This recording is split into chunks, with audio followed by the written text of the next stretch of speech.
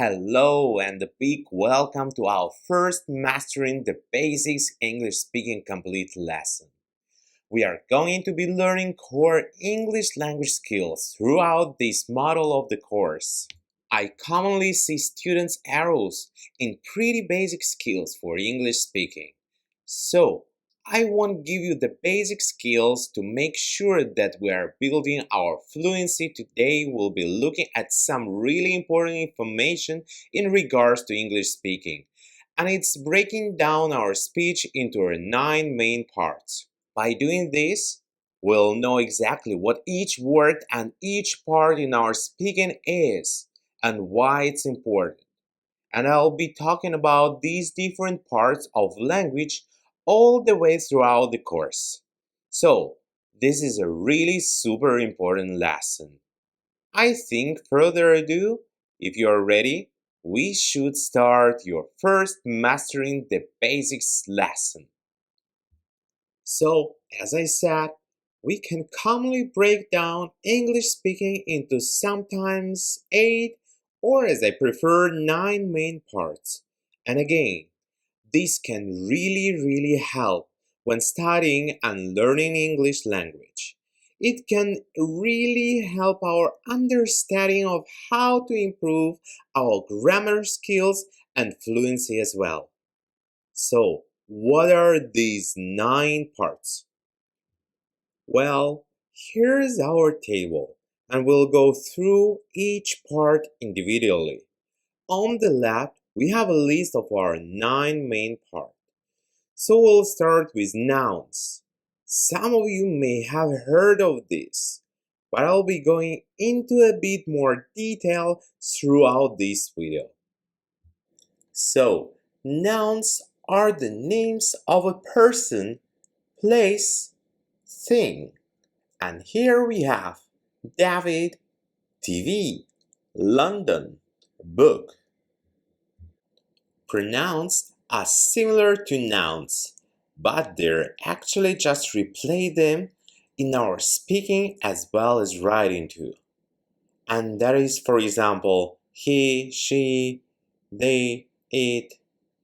That isn't exhaustive list, which in other words mean that not all the pronouns listed, just few examples there. Really importantly, we also have verbs, which of course is an action or a doing word, and we'll be going into words in more detail in this video, as well as upcoming Mastering the Basics video as well. Here are some examples: sing, jump, add, laugh. As you may know, the verb can also tell us when it happened: past tense, present tense, or future tense. Now we have adverbs. Now adverbs generally describe the verb in a variety of ways: quietly, steadily, slowly.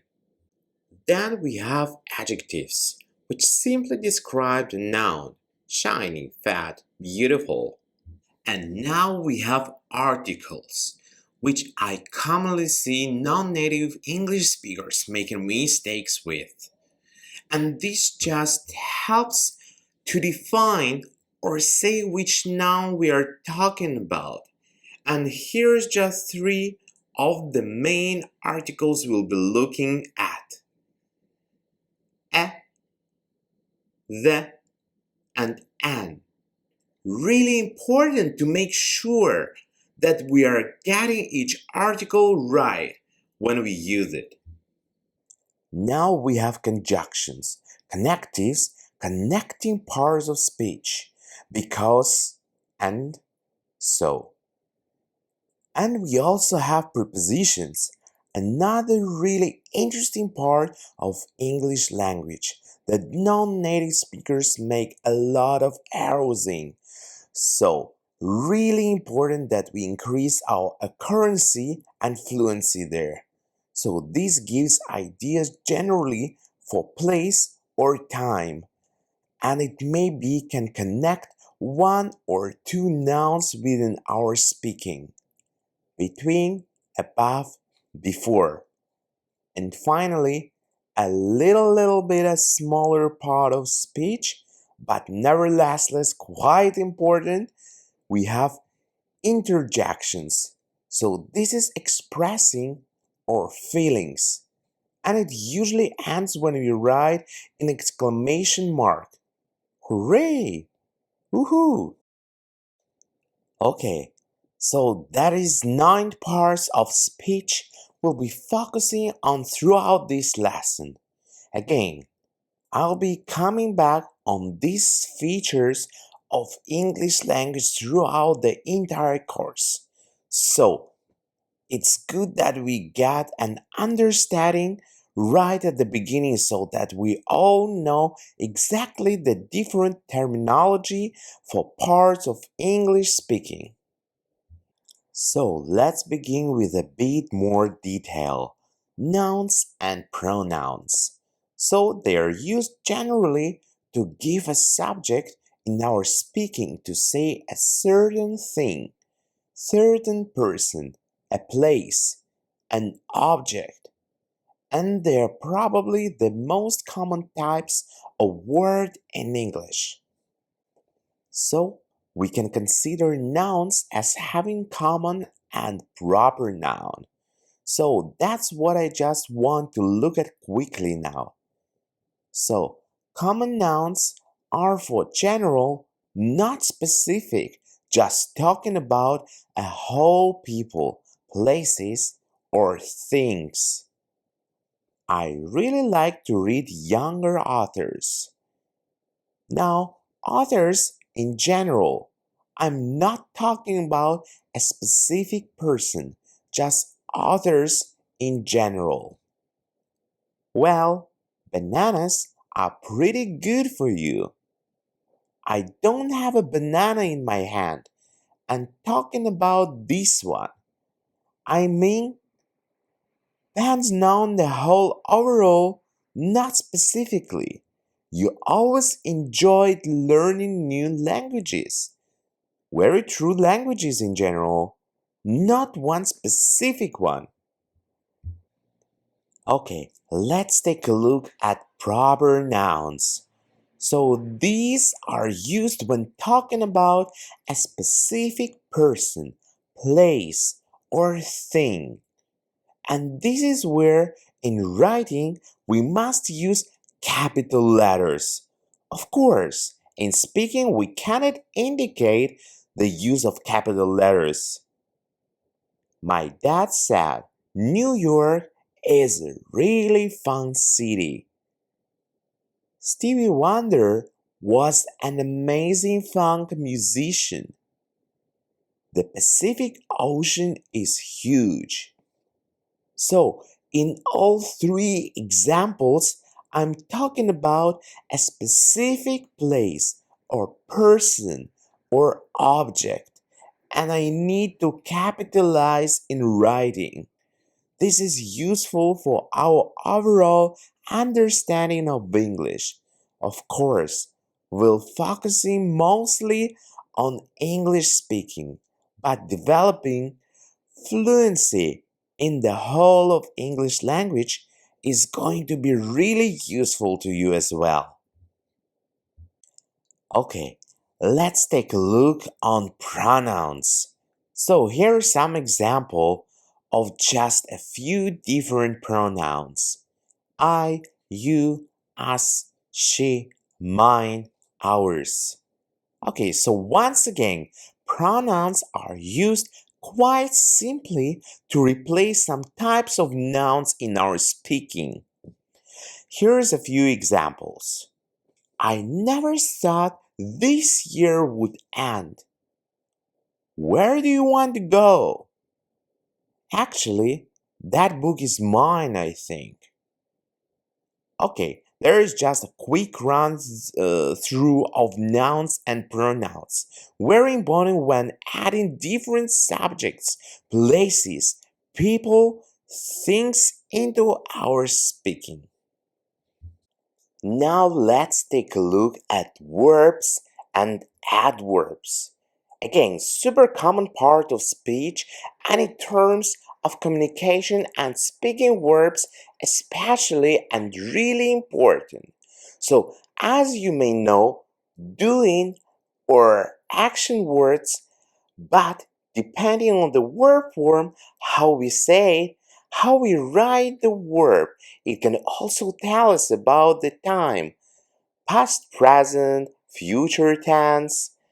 Had the action happened yet, or will happen in the future? Here are a few examples. Do, see, laugh, jump, thought, flew, cooked, study. I thought I would never win the lottery. Adverbs, quite simple describe verbs, so we can use them next to a verb to give the verb a bit more information. Quietly, slowly, finally, quickly, sleepily. As you can probably see, often ending in the Y, L and Y, Lee. I slowly crept back into bed. So, ingrain our adverb slowly and it's linked to this verb crept. In the red, it gives crept more information. We did this action slowly. Okay, so next up we have adjectives and articles. Adjectives super useful. We can commonly see adjectives and articles next to each other. Quite simply, adjectives describe a noun. They give more information about the noun. Here are some examples. Thick, tall, red, big, beautiful, quiet. And here we can see a sentence. I must say, you're a very tall guy. Guy, of course, is our noun. Tall is our adjective. Okay, articles really important that we are accurate in our use of articles because a common mistake made by people learning English define the noun. They tell us which noun we are talking about, and there are three articles that we'll take a look at quickly. A and the. A big pool would be awesome. Not a specific thing. I'm not talking about a pool I know or a pool I can see. I'm talking about a pool, a swimming pool in general. A big pool would be awesome. I would love a big pool, not specifically any pool, just a big one, whichever it may be now. Now, an apple is very delicious. Again, not a specific thing, not quite simply an apple. If our noun apple begins with a vowel, A, E, I, O, U, then the article we use is an. So apple begins with A, so we'll need an apple. This is really common mistake that English speaker, both native and non-native make. Another one could be egg. It's not a egg. It's an egg. An egg.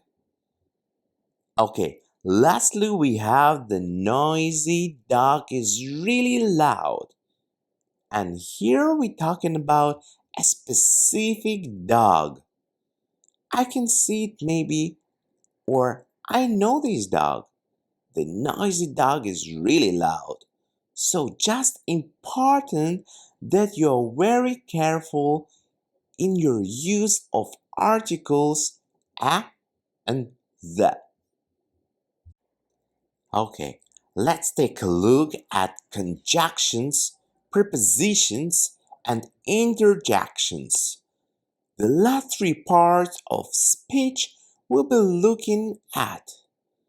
But I just like to focus on conjunctions first. So conjunctions are used to link ideas or parts of speech together. Now later in the course, when we start getting to these more advanced skills based lesson, I'll talking about now conjunctions, link clauses. If you know what the clauses are, great. If not, don't worry. We'll talk about it much more deep later. But for now, conjunctions, also known as connective words, are used to link parts of speech. Here are some examples. Although, because, therefore, and, so, furthermore. They often go in the middle of sentence. So let's take a look. I don't want lunch because I'm not hungry. So we really have two big ideas here. I don't want lunch, idea 1, and idea 2, I'm not hungry. We can connect them.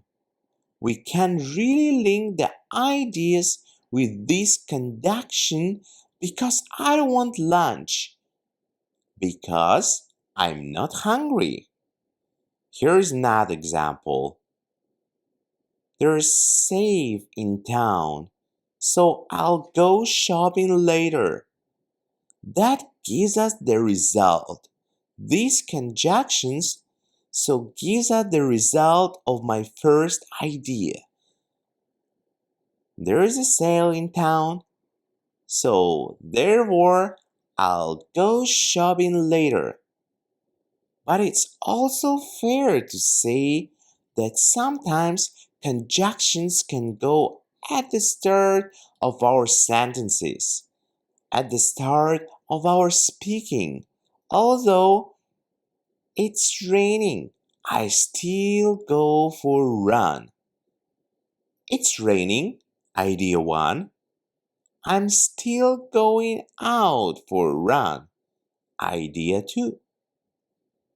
And here we go, one last example. You work 2 jobs. Therefore, you're busy again showing results, linking the results of my first idea. Okay, so conjunctions connect is super important for sure. And again, we're looking at them in a lot of more detail throughout the whole course. Okay, so let's take a look at prepositions.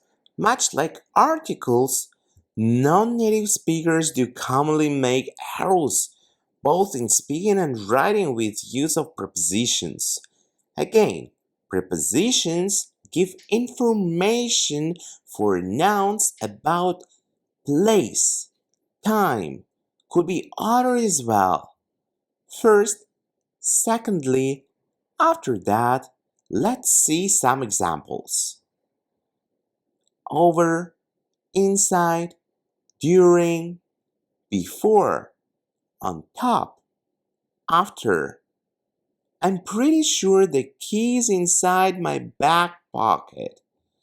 Here we have 2 prepositions. The key inside and back pocket. Not just pocket, I say back pocket. So giving lots of information regarding these nouns. And here we are talking about place. How about we meet after dinner? Here we have a preposition of time after an event. Okay, so let's take a look at interjections again. Slightly smaller part of speech, not something that would be focusing on a lot throughout the course. But it's good that you have an understanding on what it is. We use them a lot within speaking. Okay, so they describe, do they tell other about our feelings, whether it's surprise or just generally our emotions, such as ouch, woohoo, ew, ick.